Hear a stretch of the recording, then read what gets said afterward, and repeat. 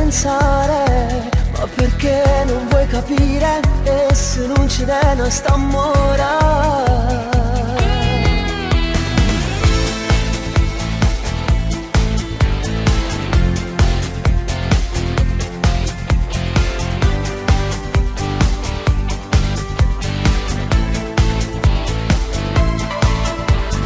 Ma dimmi tu che ti può dare.